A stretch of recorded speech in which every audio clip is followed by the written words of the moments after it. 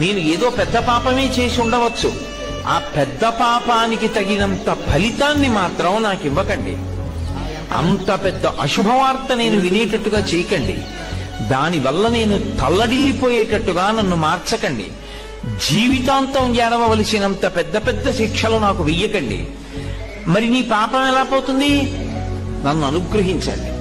నేను తప్పు చేశాను. ఎందుకు చేశాను? మీరున్నారని తెలియక చేశాను ఒకప్పుడు ఆ పాపం. ఇప్పుడు తెలుసుకున్నాను మీరున్నారని, కాబట్టి నేను చెయ్యను. ఇప్పుడు నేను ప్రయత్నపూర్వకంగా ఏ తప్పు చెయ్యట్లేదు, కానీ అప్పుడు చేశాను. ఈశ్వర, మీరు నన్ను మన్నించి ఆ పాపము యొక్క ఫలితాన్ని ఇచ్చేటప్పుడు బహు తక్కువ చేసి ఇవ్వండి. నేను భరించగలిగేలా ఇవ్వండి తప్ప నేను భరించలేనంత దుఃఖాన్ని నాకు ఇవ్వకండి. ఇది నోటితో అడగక్కర్లేదు. ఈశ్వరుణ్ణి ప్రార్థన చేస్తాడు. వాడొకడు ఉన్నాడన్న నమ్మకం కలిగి